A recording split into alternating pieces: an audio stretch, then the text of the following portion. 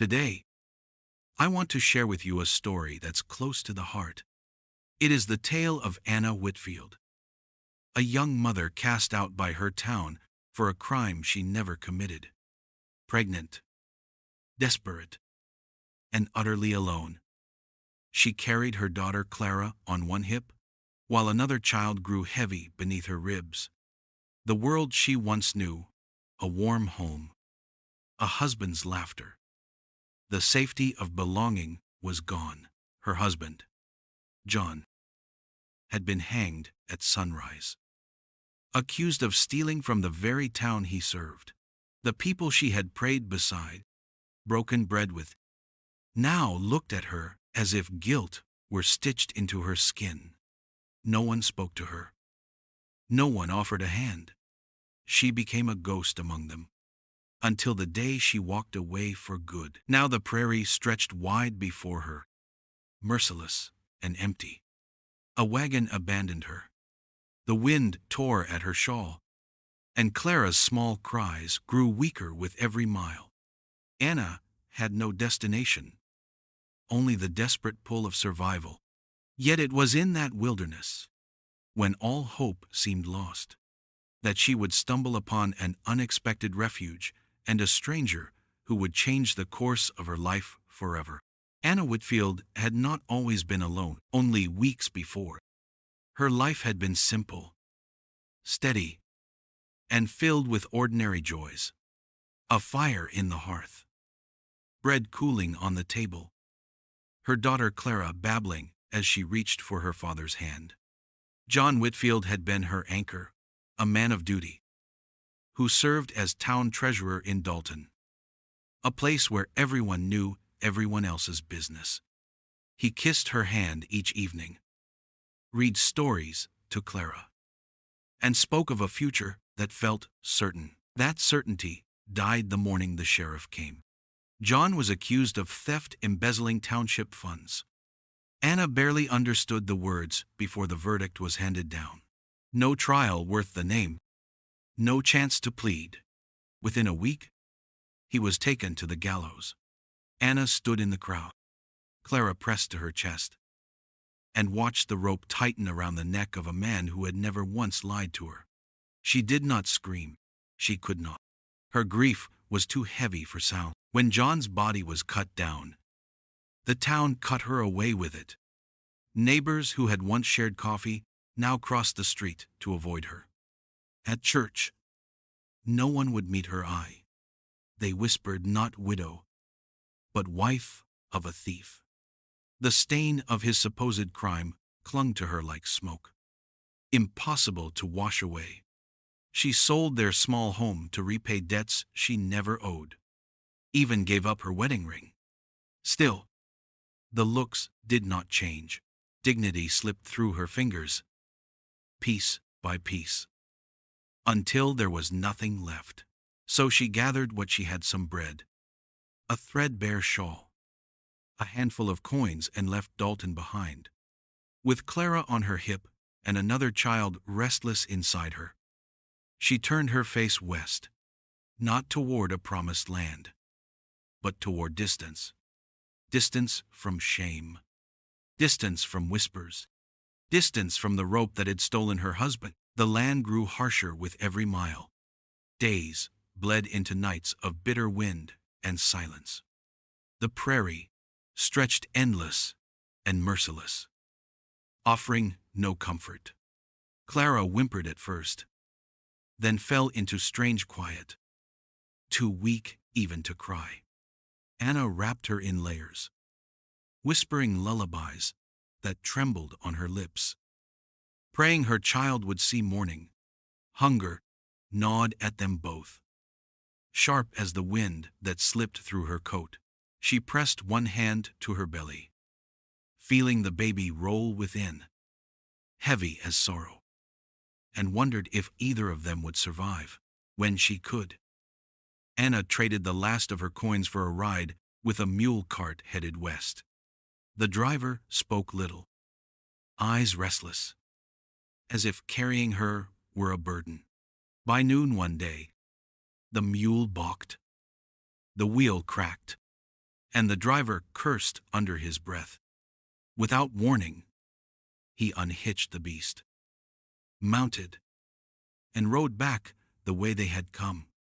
He left Anna standing on the open prairie, with Clara clinging to her skirts, and the sky turning gray above. She watched him vanish until even the sound of hooves faded. Her chest ached, not from rage, but from the sharp sting of despair. She was alone again, more alone than ever. Hours passed. Her steps grew heavy, her breath shallow.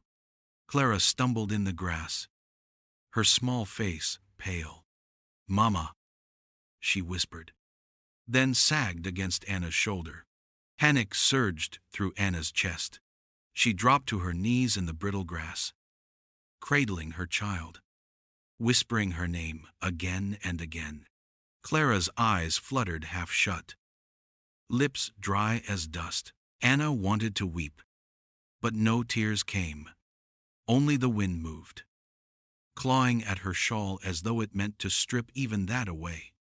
She pressed her forehead to Clara's and prayed in silence, her body swaying as if rocking the child might keep her alive.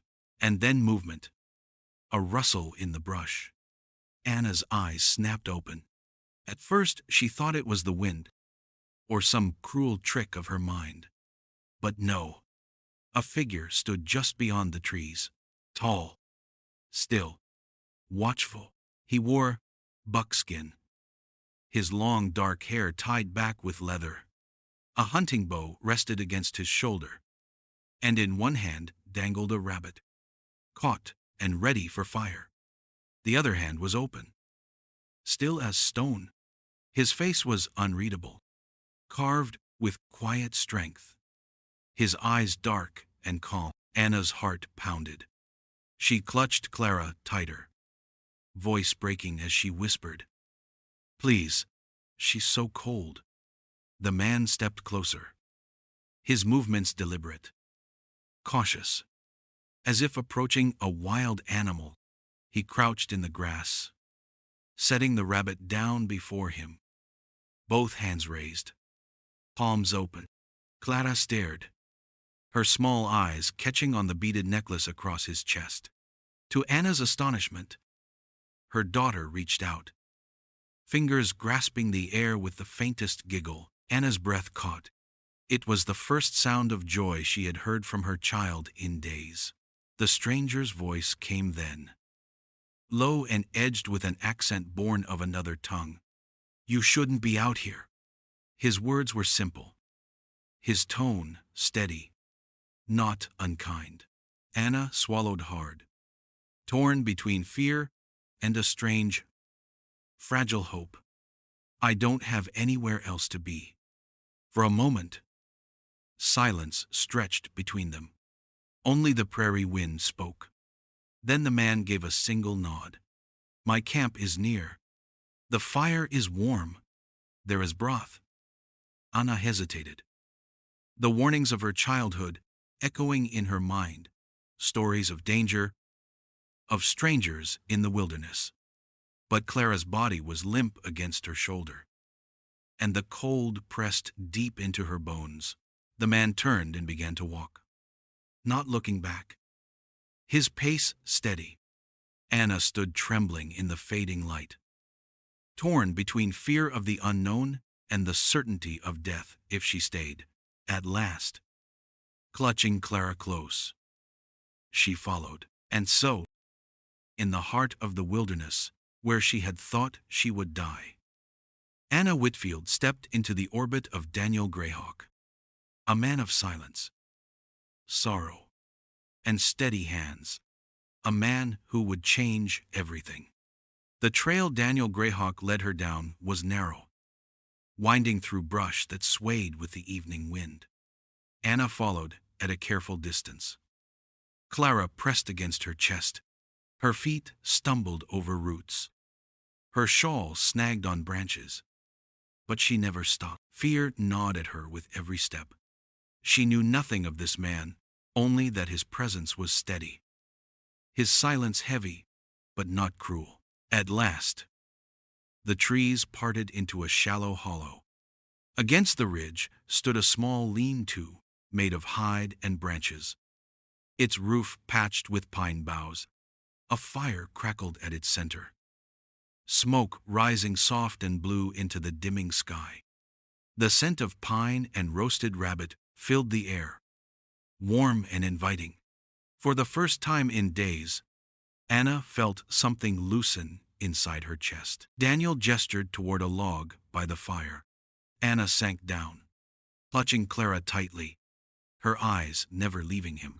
He added wood to the flames with practiced ease, then stirred a pot of broth that simmered gently above the fire. Without a word, he poured some into a tin cup and handed it to her. Anna hesitated only a moment before taking it. The heat seeped into her frozen hands, and the taste simple, savory spread through her body like mercy. Clara stirred awake, her small fingers reaching toward the steam. Daniel crouched, cutting a piece of rabbit into small bites. He placed them on a scrap of cloth and slid it toward Anna, his expression unreadable. Clara ate slowly, chewing with tired jaws, her color returning. Anna whispered a quiet, "Thank you," unsure if he even expected it. Daniel only nodded once, then settled across the fire, his dark eyes lifting toward the stars. That night, Anna did not sleep, though her body begged for it. She sat with Clara curled in her arms, watching the man across the flames. He spoke little, only his name, Daniel Greyhawk. She offered hers in return. Beyond that, silence. But it was not the silence of Dalton, heavy with judgment and shame. It was a silence that carried no demands. For the first time since John's death, Anna felt unseen, not in the way of being ignored, but in the way of being allowed to simply exist. Days slipped into a fragile rhythm. Daniel hunted at dawn, returning with rabbits. Sometimes a pheasant. Once, even a small deer. His hands were sure, his movements efficient. He wasted nothing, carving meat with steady patience, setting bones aside to dry. Anna, unused to wilderness life, learned quickly. She tended the fire, boiled water, mended torn cloth. Her hands fumbled, but Daniel did not correct her with words. He only showed, quietly, by doing. And she followed. Clara, once limp with hunger, grew stronger. She toddled about the clearing, chasing shadows and pointing at Daniel's work with wide-eyed wonder. One morning, Daniel handed her a small carving wood whittled into the shape of a rabbit. Clara squealed with delight, hugging it tight. Anna's throat tightened.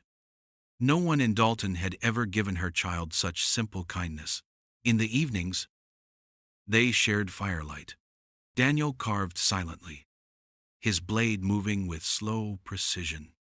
Anna mended her torn shawl, humming lullabies while Clara played with her new toy.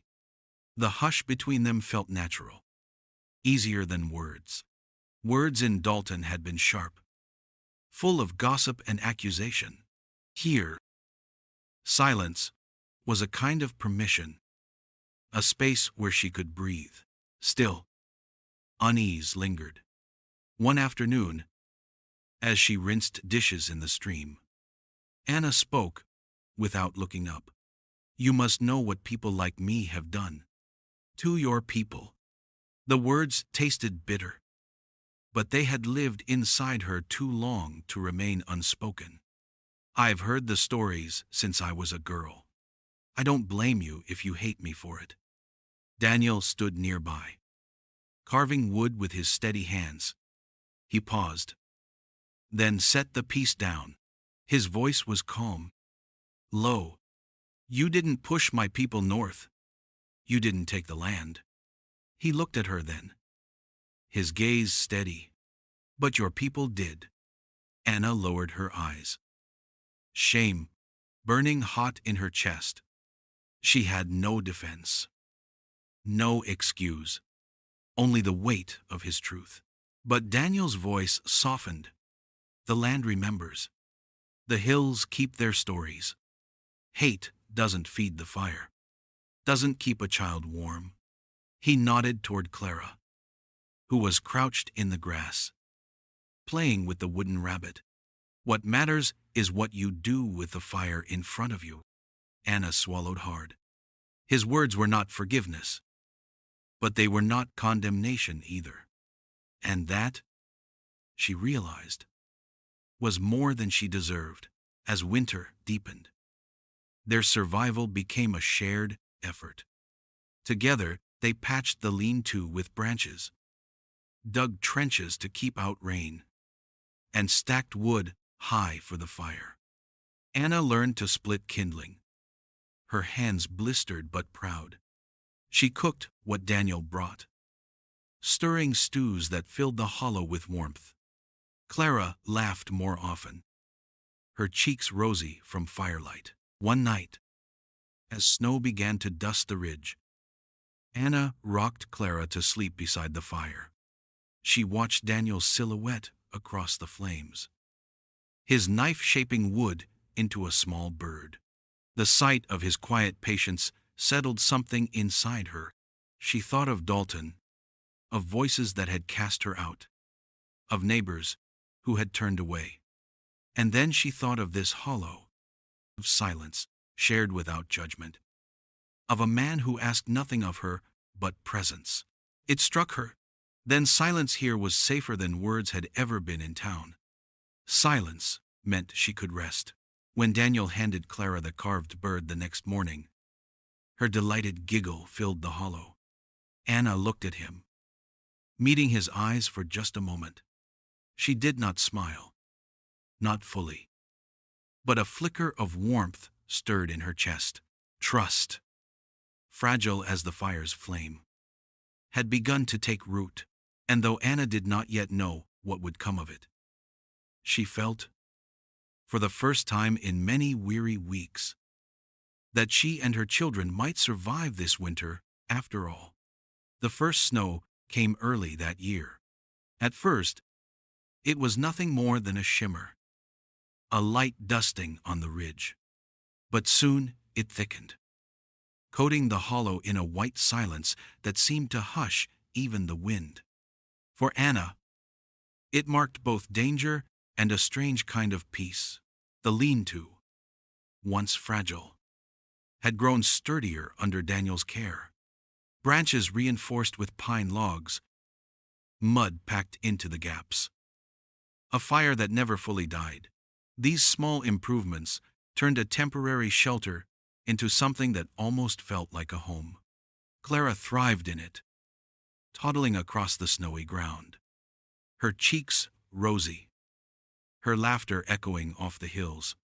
Daniel taught her simple words in his language, names for the animals he carved. The stars above, the fire that warmed them all. Clara repeated each one carefully, her small voice carrying pride. Anna watched, her heart swelling with something she had not felt in a long time. Hope. But as Clara grew stronger, Anna's body grew heavier with strain. Each day, her back ached more, her steps slowed, and the child within her turned restless. Fear pressed against her ribs like iron. She had no midwife, no neighborly hands to guide her, only the silent strength of the man who had taken them in. Then, one stormy night, it began. The pain came low and sharp, folding her in two, stealing her breath. Snow howled outside the shelter, thick as smoke, rattling the walls. Anna gripped the rough wood of the frame, sweat pouring despite the cold. "It's happening," she whispered, her voice tight with fear. Daniel moved quickly. He laid fresh hides by the fire, stoked the flames until the hollow glowed. Boiled water in the iron pot. Clara was tucked into a corner, with a wooden carving in her hands, her wide eyes watching. Then Daniel came to Anna's side, his voice calm, his hands steady. "I've done this before," he said. "Breathe." The hours blurred. Pain crashed over her in waves, each stronger than the last. She clung to Daniel's hand, her body trembling, her heart certain she could not go on. But his voice anchored her quiet, firm, unshaken. "Push. Again. You can." And then, as the storm screamed outside, another cry rose within the hollow, a thin, piercing wail, sharp as dawn. A boy's cry. Daniel caught him in strong hands, wrapped him in warm cloth, and laid him against Anna's chest. She sobbed, clutching the tiny body, whispering the name she had carried in her heart since John's death. "Samuel." Clara crawled close, peeking at her brother with wide eyes. "He's small," she whispered. Anna kissed her daughter's hair, her tears wet against both children. Daniel knelt beside them, his face unreadable, but his presence steady. He set a carved wooden horse at the newborn's side, its edges smoothed for small hands. "For him," he said simply. Anna looked at him through tears, a smile trembling on her lips. For the first time in months, she did not feel broken. She felt whole. A family, fragile but real, had begun. But the storm of snow was not the last they would face. Days later, the sound of hooves shattered the hollow's quiet. Anna stepped outside, Samuel in her arms, Clara clinging to her skirts. 4 riders approached, their coats dusted with frost. At their front was Eli Turner, the former clerk from Dalton. His face was thin, drawn by guilt. He dismounted slowly, his hat in hand. "Anna," he said, his voice heavy, "I came to tell you the truth." The others shifted uneasily, their eyes on Daniel, who stood watchful, bow in hand, but not raised. Eli swallowed hard. "Your husband, John, was innocent. The mayor kept a second ledger. I found it after the hanging. He stole the money, not John." His words cracked, raw with shame. I stayed silent.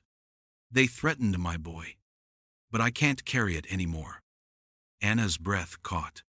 She clutched Samuel closer, her body trembling. For a moment, she could not speak. Eli reached into his coat and pulled out a folded paper. "A deed," he said softly. "Land here, yours, so no one can take it from you again." Silence stretched.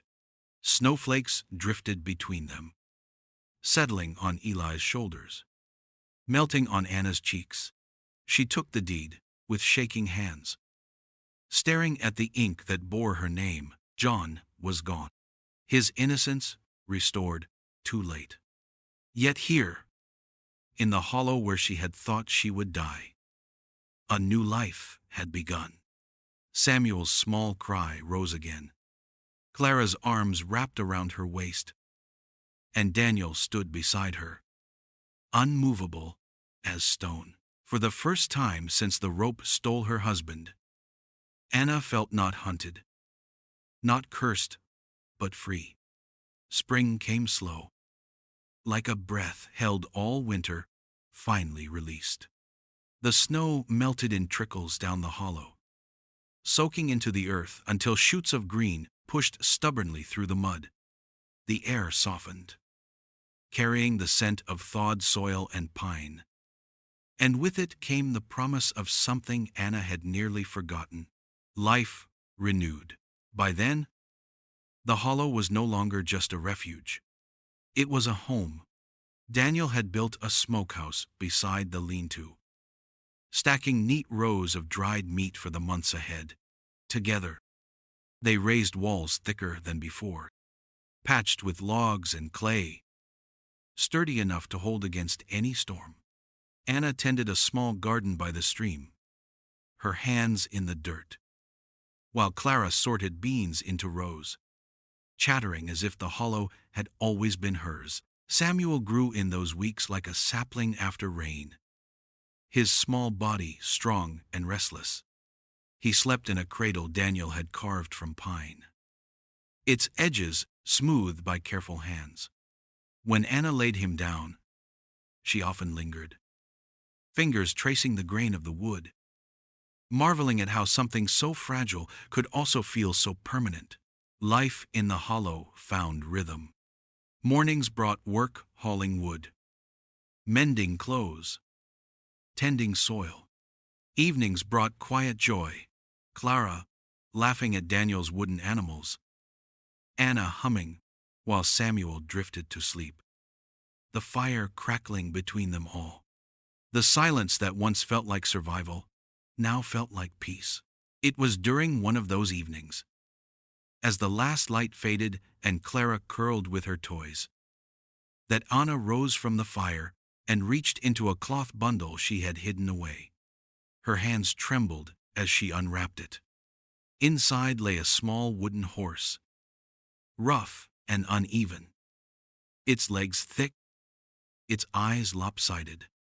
She had carved it herself in stolen hours, fumbling with Daniel's old blade, stubbornly shaping the wood until it stood. She placed it in his hands, her voice low but steady.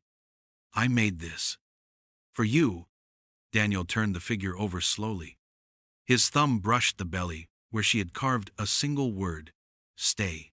A looked up, his dark eyes unreadable. "Stay," he repeated softly. Anna's breath caught. "I want to, if you want me to." For a long moment, only the fire spoke. Then Daniel nodded once, slow and sure. "You're already here." Relief washed through her, so strong it nearly broke her to tears.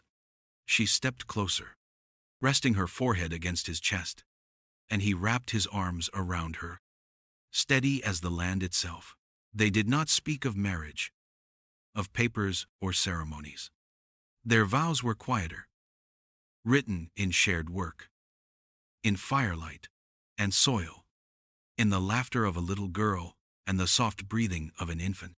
Every day they remained was a promise renewed. Weeks later, Clara helped hang 2 carved birds from the porch beam, one shaped by Daniel's sure hands, the other by Anna's less practiced ones.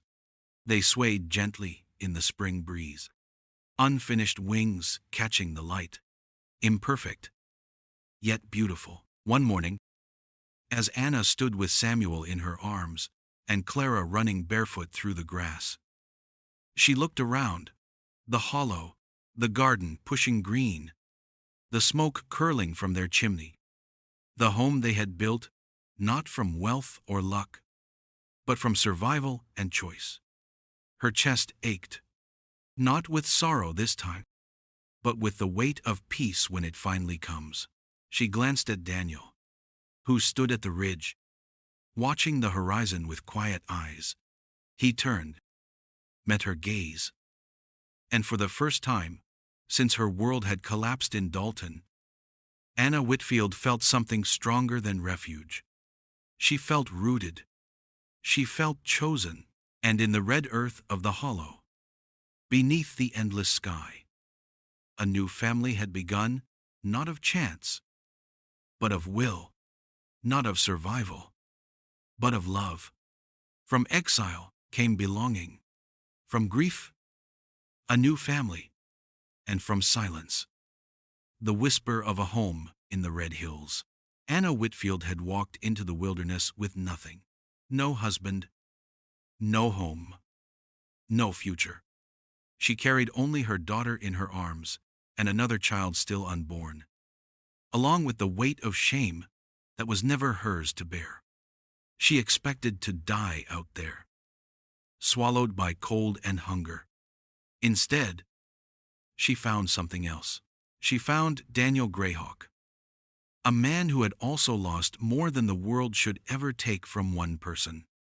A man who spoke little, but whose silence was not empty.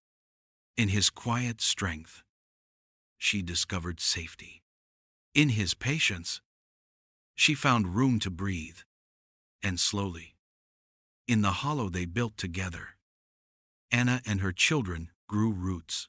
Clara learned new words, new laughter, and the freedom of being seen without judgment. Samuel was born into a world of snow and firelight, his first cry echoing against the hills as proof that life can rise even from sorrow. And Anna, once cast out, now stood not as a widow or a wanderer, but as a mother, a partner, and the keeper of a home carved out of red earth. The prairie still stretched endless and untamed, but she no longer faced it alone. Thank you for listening all the way through this story. If it touched your heart, please give it a like and consider subscribing so I can continue bringing you more heartfelt tales from the frontier. Your support means more than words can say.